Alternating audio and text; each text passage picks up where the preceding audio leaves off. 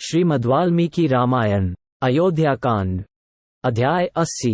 अयोध्या से गंगा तट तक सुरम्य शिविर और कूप आदि से युक्त सुखद राजमार्ग का निर्माण।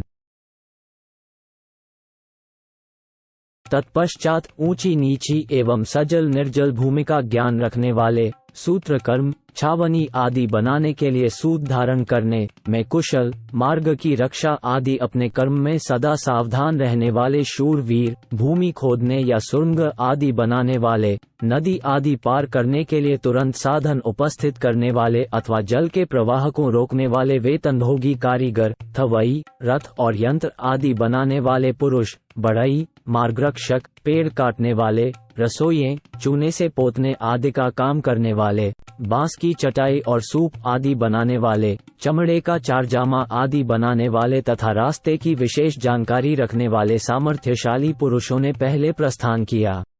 1-3 उस समय मार्ग ठीक करने के लिए एक विशाल जन समुदाय बड़े हर्ष के साथ वन प्रदेश की ओर अग्रसर हुआ, जो पूर्णिमा के दिन उमड़े हुए समुद्र के महान वेग की भांति शोभा पा रहा था।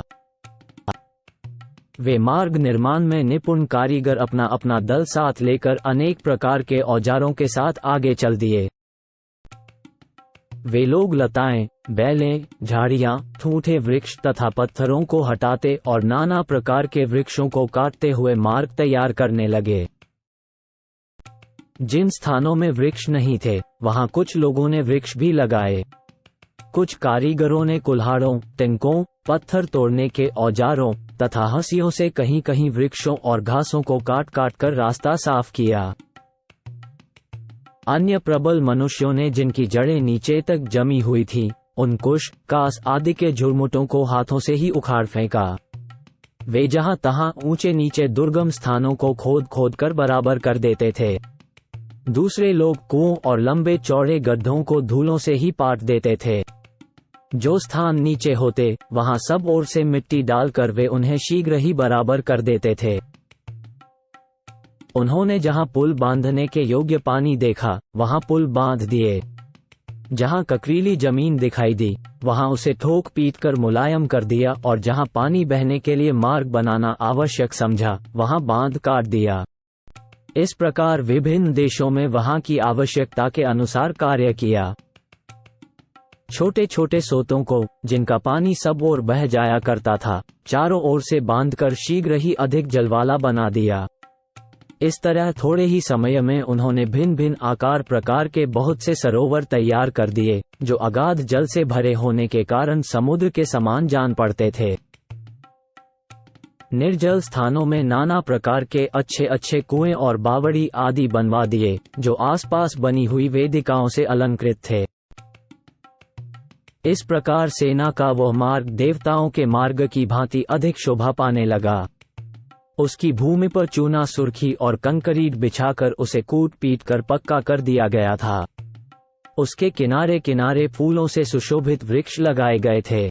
वहां के वृक्षों पर मतवाले पक्षी चहक रहे थे। सारे मार्ग को पताकाओं से सजा दिया गया था। उस पर चंदन मिश्रित जल का छिड़काव किया गया था तथा अनेक प्रकार के फूलों से वह सड़क सजाई गई थी। मार्ग बन जाने पर जहां तहां छावनी आदि बनाने के लिए जिन्हें अधिकार दिया गया था, कार्य में दत्तचित रहने वाले उन लोगों ने भरत की आज्ञा के अनुसार सेवकों को काम करने का आदेश देकर जहां स्वादिष्ट फलों की अधिकता थी, उन सुंदर प्रदेशों में छावनियां बनवाई और जो भरत को अभीष्ट था, मार्ग के भूषण रूप उस शिविर को नाना प्रकार के अलंकारों से और भी सजा दिया। वास्तु कर्म के ज्ञाता विद्वानों ने उत्तम नक्षत्रों और मुहूर्तों में महात्मा भरत के ठहरने के लिए जो जो स्थान बने थे, उनकी प्रतिष्ठा करवाए।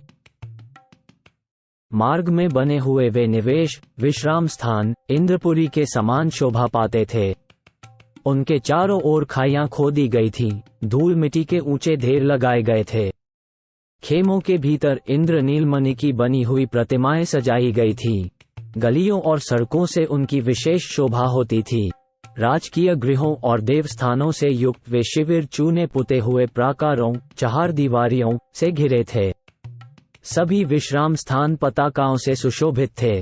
सर्वत्र बड़ी बड़ी सड़कों का सुंदर ढंग से निर्माण किया गया था। विटंकों, कबूतरों के रहने के स्थानों, कावकों और ऊंचे ऊंचे श्रेष्ठ विमानों के कारण उन सभी शिविरों की बड़ी शोभा हो रही थी। 18-20 नाना प्रकार के वृक्षों और वनों से सुशोभित, शीतल निर्मल जल से भरी हुई और बड़े बड़े मत्स्यों से व्याप्त गंगा के किनारे तक बना हुआ वह रमणीय राजमार्ग उस समय बड़ी शोभा पा रहा था। अच्छे कारीगरों ने उसका निर्माण किया था। रात्रि के समय वह चंद्रमा और तारागणों से मंडित निर्मल आकाश के समान सुशोभित होता था।